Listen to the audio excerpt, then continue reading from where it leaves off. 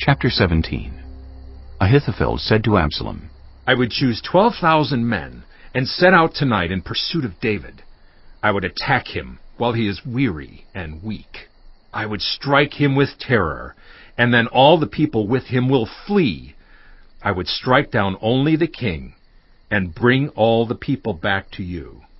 The death of the man you seek will mean the return of all. All the people will be unharmed.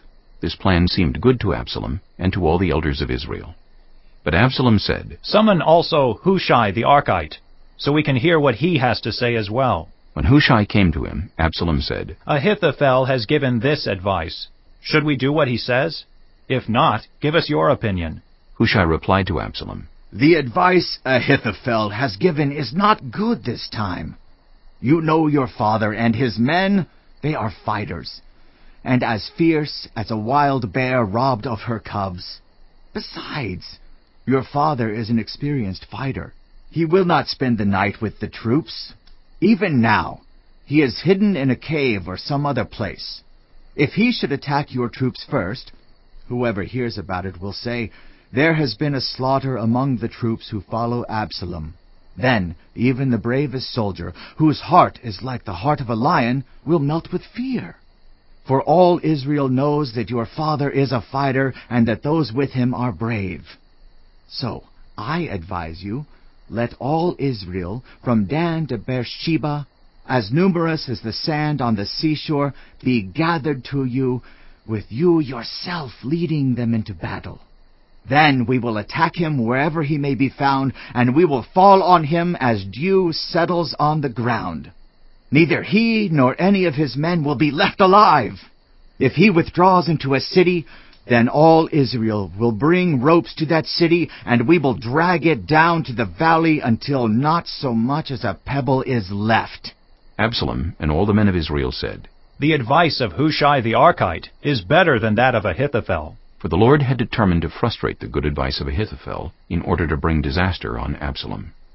Hushai told Zadok and Abiathar the priests, Ahithophel has advised Absalom and the elders of Israel to do such and such, but I have advised them to do so and so. Now, send a message at once and tell David, Do not spend the night at the fords in the wilderness. Cross over without fail, or the king and all the people with him will be swallowed up. Jonathan and Ahimaaz were staying at Enrogel. A female servant was to go and inform them, and they were to go and tell King David, for they could not risk being seen entering the city. But a young man saw them and told Absalom. So the two of them left at once and went to the house of a man in Bahurim. He had a well in his courtyard, and they climbed down into it. His wife took a covering and spread it out over the opening of the well, and scattered grain over it. No one knew anything about it.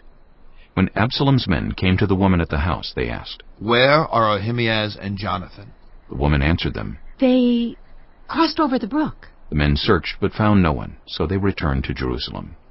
After they had gone, the two climbed out of the well and went to inform King David. They said to him, Set out and cross the river at once. Ahithophel has advised such and such against you. So David and all the people with him set out and crossed the Jordan. By daybreak, no one was left who had not crossed the Jordan. When Ahithophel saw that his advice had not been followed, he saddled his donkey and set out for his house in his hometown. He put his house in order and then hanged himself. So he died and was buried in his father's tomb. David went to Mahanaim, and Absalom crossed the Jordan with all the men of Israel. Absalom had appointed Amasa over the army in place of Joab. Amasa was the son of Jether, an Ishmaelite, who had married Abigail, the daughter of Nahash, and sister of Zeruiah, the mother of Joab. The Israelites and Absalom camped in the land of Gilead. When David came to Mahanaim, Shobai, son of Nahash, from Rabbah of the Ammonites, and Makir, son of Amiel, from Lo-debar, and Barzillai the Gileadite from Rogelim, brought bedding and bowls and articles of pottery. They also brought wheat and barley, flour and roasted grain, beans and lentils, honey and curds, sheep and cheese from cow's milk for David and his people to eat. For they said, The people have become exhausted and hungry and thirsty in the wilderness. Chapter 18.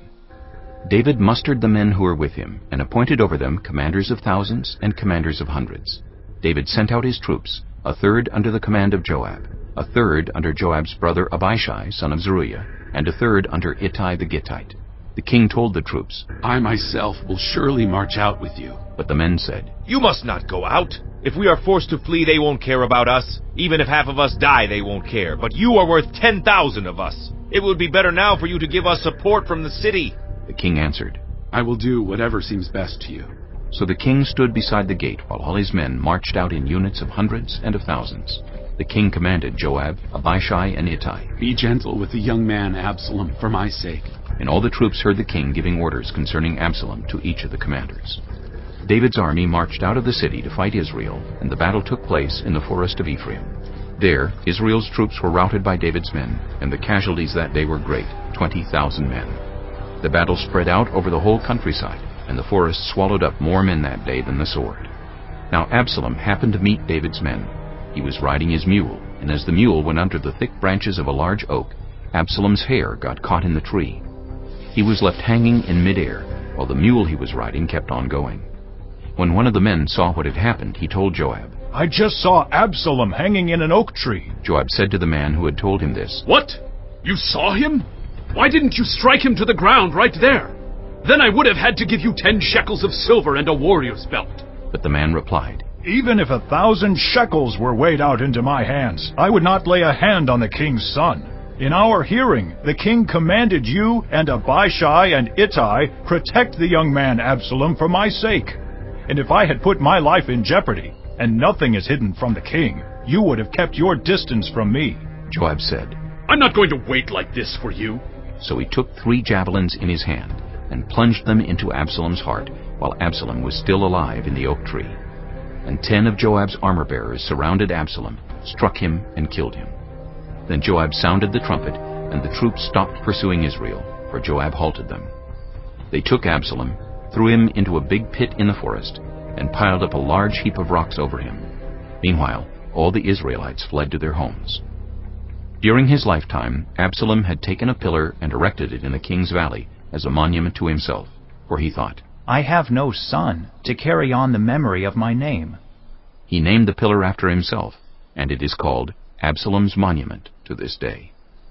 Now Ahimaaz, son of Zadok, said, Let me run and take the news to the king that the Lord has vindicated him by delivering him from the hand of his enemies. You are not the one to take the news today, Joab told him. You may take the news another time, but you must not do so today, because the king's son is dead. Then Joab said to a Cushite, Go, tell the king what you have seen. The Cushite bowed down before Joab and ran off. Ahimaaz, son of Zadok, again said to Joab, Come what may, please let me run behind the Cushite. But Joab replied, My son, why do you want to go? You don't have any news that will bring you a reward. He said, Come what may, I want to run. So Joab said, Run. Then Ahimaaz ran by way of the plain, and outran the Cushite. While David was sitting between the inner and outer gates, the watchman went up to the roof of the gateway by the wall. As he looked out, he saw a man running alone. The watchman called out to the king and reported it. The king said, If he is alone, he must have good news. And the runner came closer and closer. Then the watchman saw another runner, and he called down to the gatekeeper. Look, another man running alone. The king said, He must be bringing good news too. The watchman said, It seems to me that the first one runs like Ahimaaz, son of Zadok. He's a good man, the king said. He comes with good news. Then Ahimaaz called out to the king, All is well. He bowed down before the king with his face to the ground and said, Praise be to the Lord your God.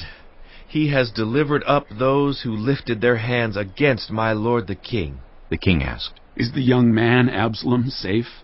Ahimaaz answered, I saw great confusion just as Joab was about to send the king's servant and me, your servant, but I don't know what it was. The king said, Stand aside and wait here. So he stepped aside and stood there. Then the Cushite arrived and said, My lord, the king, hear the good news. The Lord has vindicated you today by delivering you from the hand of all who rose up against you. The king asked the Cushite, Is the young man Absalom safe? The Cushite replied, May the enemies of my lord the king and all who rise up to harm you be like that young man. The king was shaken. He went up to the room over the gateway and wept. As he went, he said, Oh, my son, Absalom! My son Absalom! If only I had died instead of you. Oh, Absalom, my son, my son.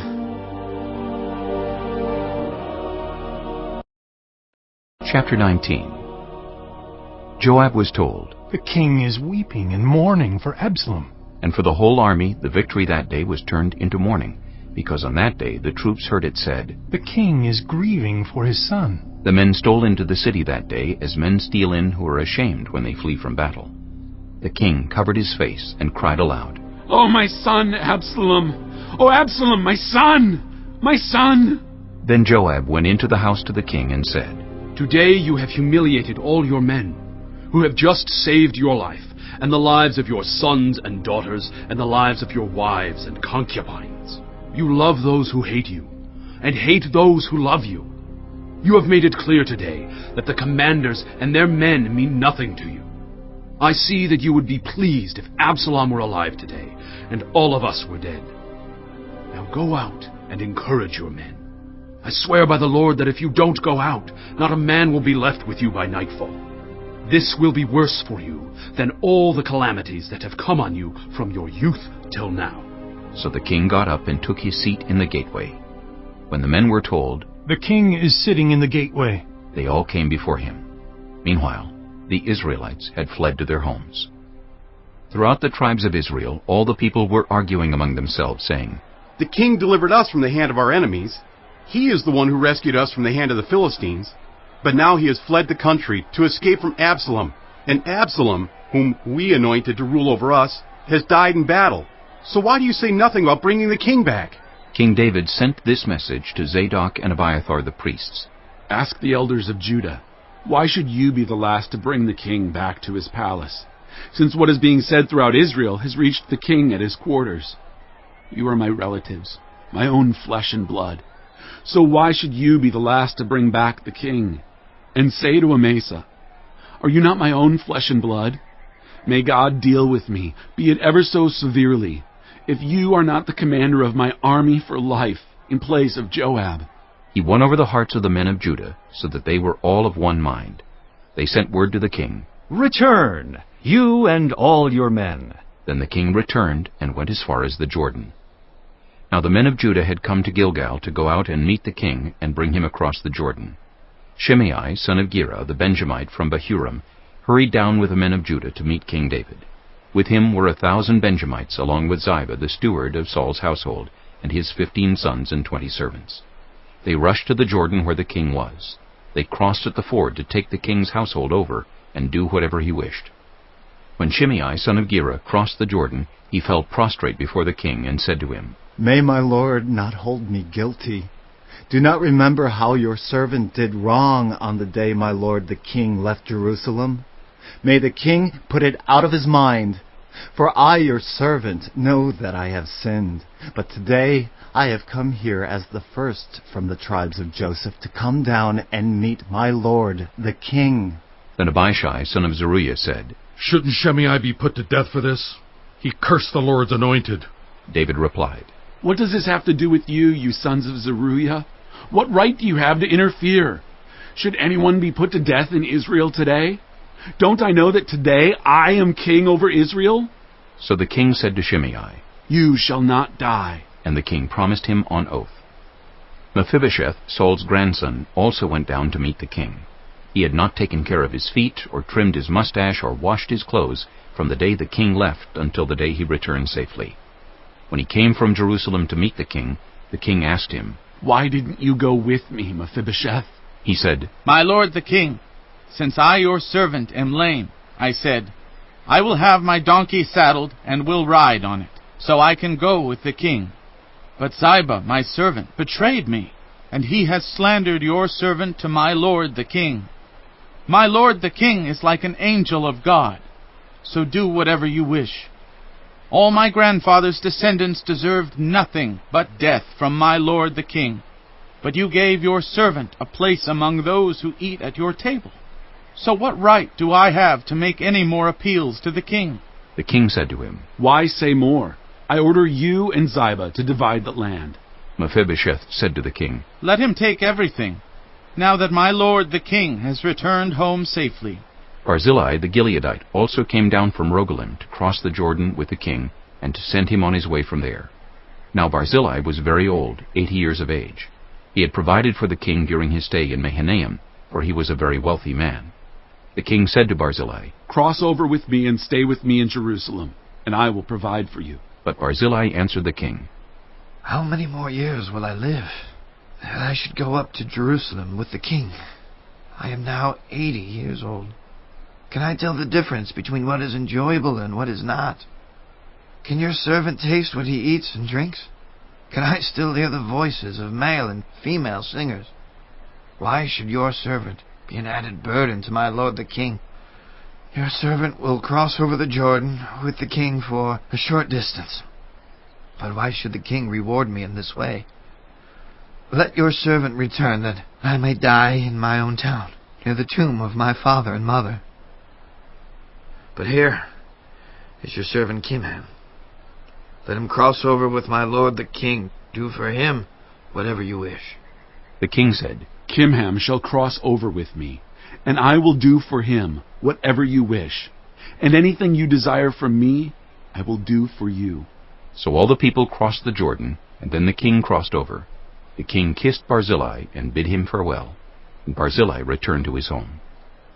When the king crossed over to Gilgal, Kimham crossed with him. All the troops of Judah and half the troops of Israel had taken the king over. Soon all the men of Israel were coming to the king and saying to him, "Why did our brothers, the men of Judah, steal the king away and bring him and his household across the Jordan, together with all his men?"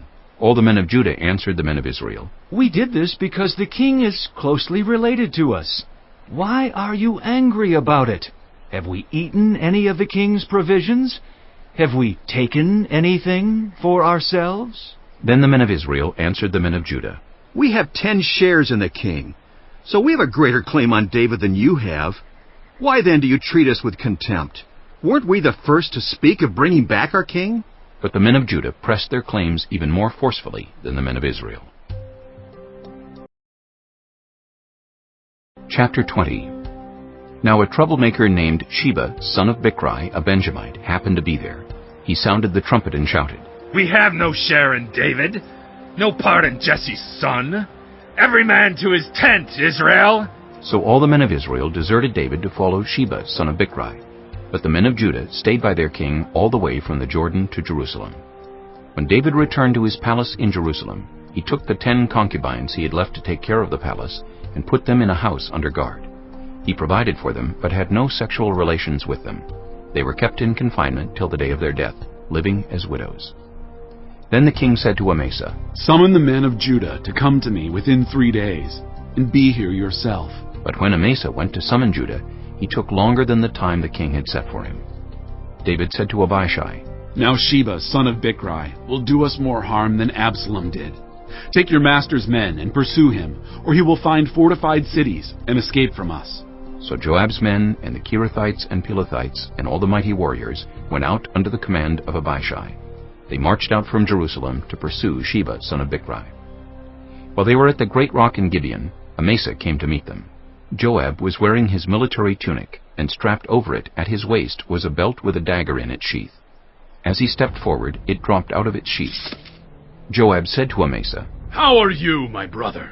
Then Joab took Amasa by the beard with his right hand to kiss him. Amasa was not on his guard against the dagger in Joab's hand, and Joab plunged it into his belly, and his intestines spilled out on the ground. Without being stabbed again, Amasa died. Then Joab and his brother Abishai pursued Sheba, son of Bichri. One of Joab's men stood beside Amasa and said, "Whoever favors Joab, and whoever is for David, let him follow Joab." Amasa lay wallowing in his blood in the middle of the road, and the man saw that all the troops came to a halt there. When he realized that everyone who came up to Amasa stopped, he dragged him from the road into a field and threw a garment over him. After Amasa had been removed from the road, everyone went on with Joab to pursue Sheba, son of Bichri. Sheba passed through all the tribes of Israel to Abel-Beth-Maachah and through the entire region of the Bichrites, who gathered together and followed him. All the troops with Joab came and besieged Sheba in Abel-Beth-Maachah. They built a siege ramp up to the city, and it stood against the outer fortifications. While they were battering the wall to bring it down, a wise woman called from the city, Listen! Listen! Tell Joab to come here, so I can speak to him. He went toward her, and she asked, Are you Joab? I am, he answered. She said, Listen to what your servant has to say. I'm listening, he said. She continued, Long ago they used to say, Get your answer at Abel, and that settled it. We are the peaceful and faithful in Israel. You are trying to destroy a city that is a mother in Israel. Why do you want to swallow up the Lord's inheritance? Far be it from me, Joab replied. Far be it from me to swallow up or destroy. That is not the case. A man named Sheba, son of Bichri, from the hill country of Ephraim, has lifted up his hand against the king, against David. Hand over this one man, and I'll withdraw from the city. The woman said to Joab, His head will be thrown to you from the wall.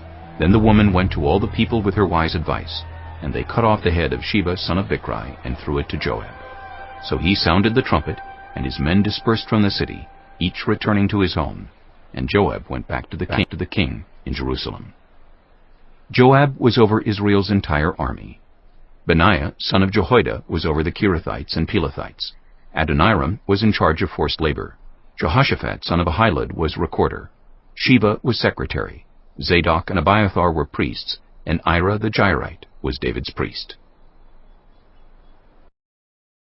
Chapter 21. During the reign of David, there was a famine for 3 successive years. So David sought the face of the Lord.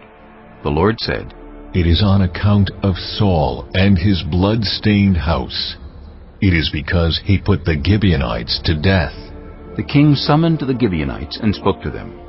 Now the Gibeonites were not a part of Israel, but were survivors of the Amorites. The Israelites had sworn to spare them, but Saul, in his zeal for Israel and Judah, had tried to annihilate them. David asked the Gibeonites, What shall I do for you? How shall I make atonement so that you will bless the Lord's inheritance? The Gibeonites answered him, We have no right to demand silver or gold from Saul or his family, nor do we have the right to put anyone in Israel to death. What do you want me to do for you? David asked. They answered the king, As for the man who destroyed us and plotted against us so that we have been decimated and have no place anywhere in Israel, let 7 of his male descendants be given to us to be killed, and their bodies exposed before the Lord at Gibeah of Saul, the Lord's chosen one. So the king said, I will give them to you. The king spared Mephibosheth, son of Jonathan, the son of Saul, because of the oath before the Lord between David and Jonathan, son of Saul. But the king took Armoni and Mephibosheth, the 2 sons of Aiah's daughter Rizpah, whom she had borne to Saul, together with the 5 sons of Saul's daughter Merib, whom she had borne to Adriel, son of Barzillai the Maholathite. He handed them over to the Gibeonites, who killed them and exposed their bodies on a hill before the Lord. All 7 of them fell together. They were put to death during the first days of the harvest, just as the barley harvest was beginning. Rizpah, daughter of Aiah, took sackcloth and spread it out for herself on a rock. From the beginning of the harvest till the rain poured down from the heavens on the bodies, she did not let the birds touch them by day, or the wild animals by night. When David was told what Aiah's daughter Rizpah, Saul's concubine, had done, he went and took the bones of Saul and his son Jonathan from the citizens of Jabesh-Gilead. They had stolen their bodies from the public square at Bethshan, where the Philistines had hung them after they struck Saul down on Gilboa. David brought the bones of Saul and his son Jonathan from there, and the bones of those who had been killed and exposed were gathered up. They buried the bones of Saul and his son Jonathan in the tomb of Saul's father Kish at Zelah in Benjamin, and did everything the king commanded. After that, God answered prayer in behalf of the land. Once again there was a battle between the Philistines and Israel. David went down with his men to fight against the Philistines, and he became exhausted. And Ishbi-Benob, one of the descendants of Rapha, whose bronze spearhead weighed 300 shekels, and who was armed with a new sword, said he would kill David. But Abishai, son of Zeruiah, came to David's rescue. He struck the Philistine down and killed him. Then David's men swore to him, saying, Never again will you go out with us to battle, so that the lamp of Israel will not be extinguished. In the course of time there was another battle with the Philistines at Gob. At that time Shibbekai the Hushathite killed Saph, one of the descendants of Rapha. In another battle with the Philistines at Gob, Elhanan, son of Jair the Bethlehemite, killed the brother of Goliath the Gittite, who had a spear with a shaft like a weaver's rod. In still another battle, which took place at Gath, there was a huge man with 6 fingers on each hand and 6 toes on each foot, 24 in all. He also was descended from Rapha. When he taunted Israel, Jonathan, son of Shimeah, David's brother, killed him. These 4 were descendants of Rapha in Gath, and they fell at the hands of David and his men. Chapter 22. David sang to the Lord the words of this song when the Lord delivered him from the hand of all his enemies, and from the hand of Saul. He said, The Lord is my rock, my fortress, and my deliverer. My God is my rock, in whom I take refuge, my shield and the horn of my salvation. He is my stronghold, my refuge and my Savior. From violent people you save me. I called to the Lord, who is worthy of praise, and have been saved from my enemies. The waves of death swirled about me. The torrents of destruction overwhelmed me. The cords of the grave coiled around me. The snares of death confronted me. In my distress, I called to the Lord. I called out to my God. From his temple, he heard my voice. My cry came to his ears. The earth trembled and quaked. The foundations of the heavens shook. They trembled because he was angry. Smoke rose from his nostrils. Consuming fire came from his mouth. Burning coals blazed out of it. He parted the heavens and came down. Dark clouds were under his feet. He mounted the cherubim and flew. He soared on the wings of the wind. He made darkness his canopy around him, the dark rain clouds of the sky. Out of the brightness of his presence, bolts of lightning blazed forth. The Lord thundered from heaven. The voice of the Most High resounded. He shot his arrows and scattered the enemy. With great bolts of lightning he routed them. The valleys of the sea were exposed, and the foundations of the earth laid bare at the rebuke of the Lord, at the blast of breath from his nostrils. He reached down from on high and took hold of me. He drew me out of deep waters. He rescued me from my powerful enemy, from my foes who were too strong for me. They confronted me in the day of my disaster, but the Lord was my support. He brought me out into a spacious place.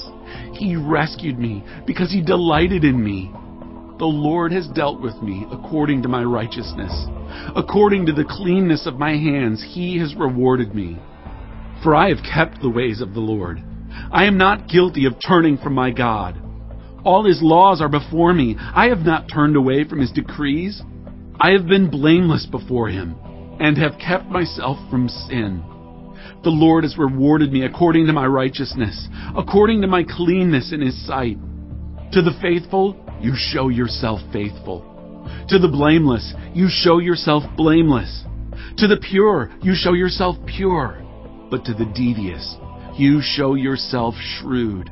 You save the humble, but your eyes are on the haughty to bring them low.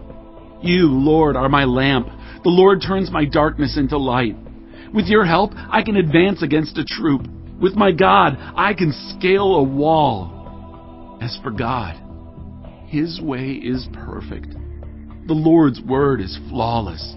He shields all who take refuge in him. For who is God besides the Lord? And who is the rock except our God? It is God who arms me with strength and keeps my way secure. He makes my feet like the feet of a deer. He causes me to stand on the heights.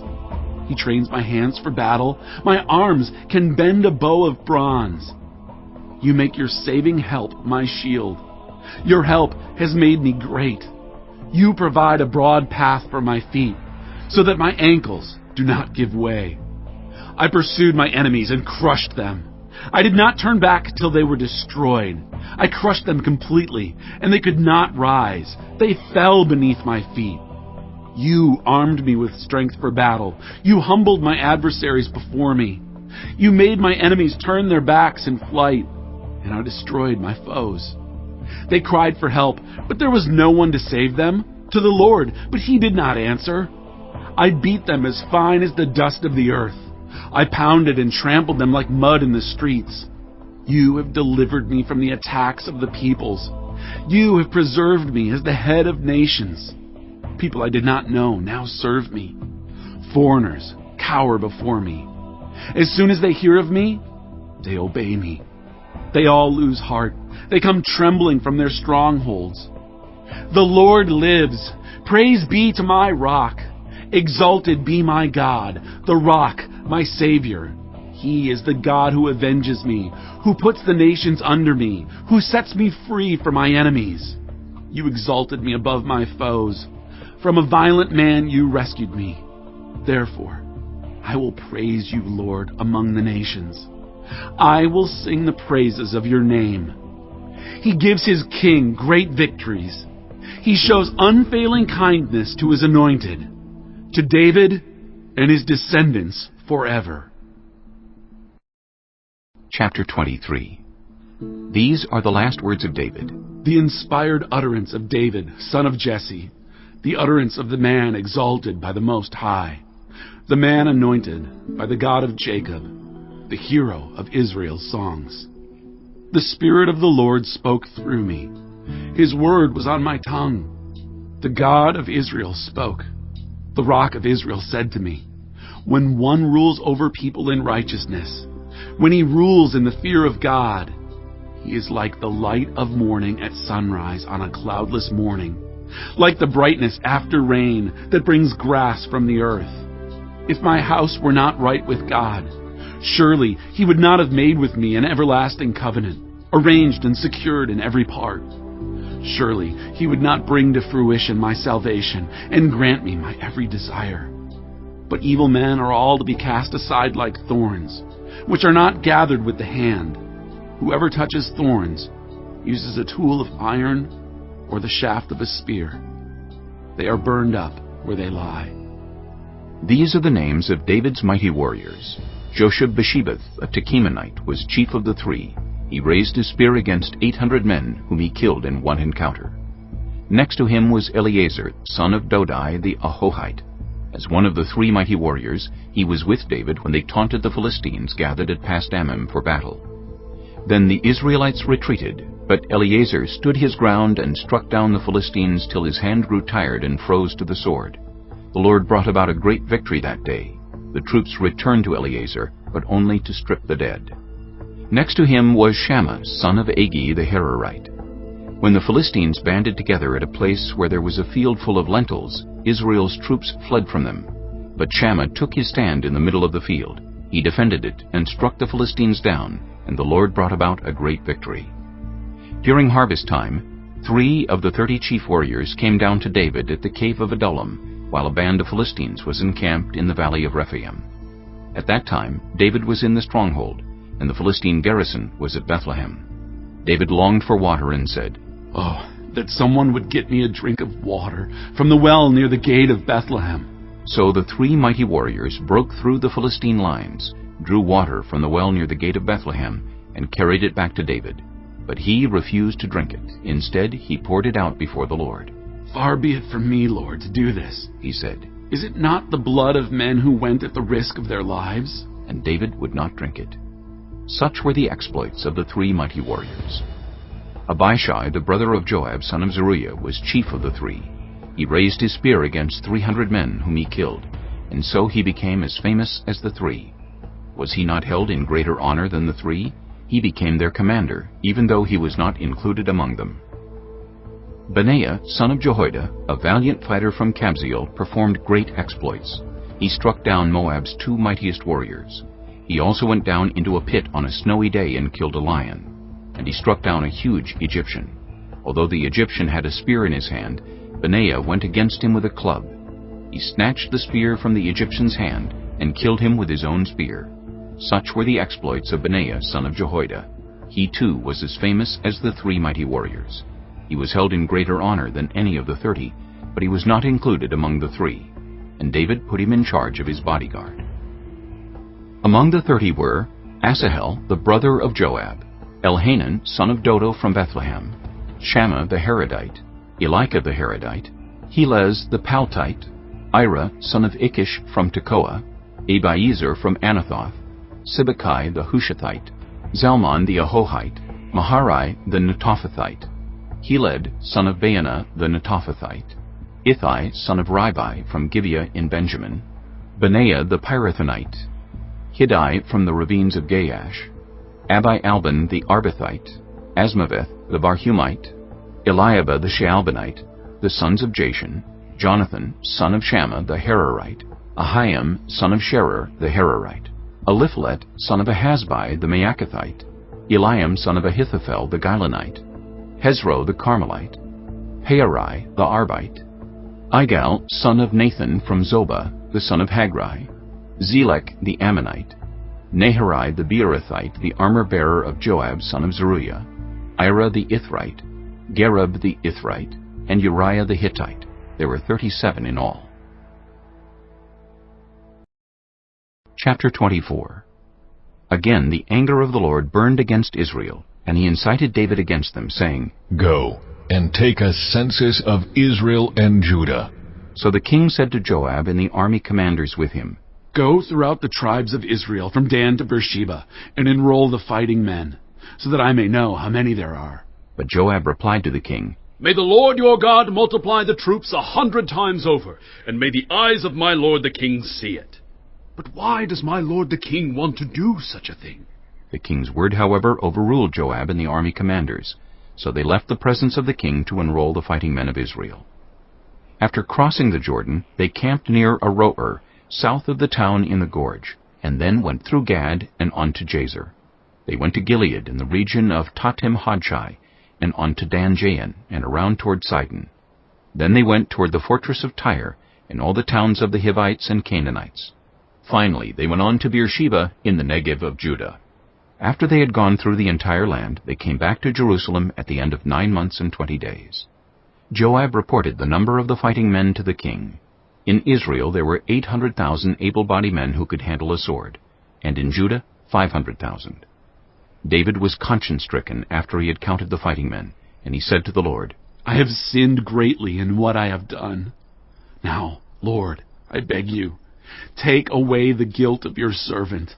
I have done a very foolish thing. Before David got up the next morning, the word of the Lord had come to Gad the prophet, David's seer. Go, and tell David, this is what the Lord says. I am giving you 3 options.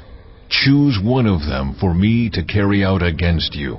So Gad went to David and said to him, Shall there come on you 3 years of famine in your land, or 3 months of fleeing from your enemies while they pursue you, or 3 days of plague in your land? Now then, think it over, and decide how I should answer the one who sent me. David said to Gad, I am in deep distress. Let us fall into the hands of the Lord, for his mercy is great. But do not let me fall into human hands. So the Lord sent a plague on Israel from that morning until the end of the time designated, and 70,000 of the people from Dan to Beersheba died. When the angel stretched out his hand to destroy Jerusalem, the Lord relented concerning the disaster, and said to the angel who was afflicting the people, Enough.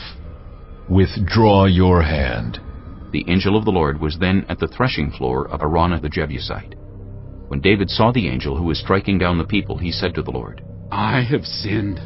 I, the shepherd, have done wrong. These are but sheep. What have they done? Let your hand fall on me and my family. On that day, Gad went to David and said to him, Go up and build an altar to the Lord on the threshing floor of Araunah the Jebusite. So David went up as the Lord had commanded through Gad. When Araunah looked and saw the king and his officials coming toward him, he went out and bowed down before the king with his face to the ground. Araunah said, Why has my lord the king come to his servant? To buy your threshing floor, David answered, so I can build an altar to the Lord, that the plague on the people may be stopped. Araunah said to David, Let my lord the king take whatever he wishes and offer it up. Here are oxen for the burnt offering, and here are threshing sledges and ox yokes for the wood. Your Majesty, Araunah gives all this to the king. Araunah also said to him, May the Lord your God accept you. But the king replied to Araunah, No, I insist on paying you for it.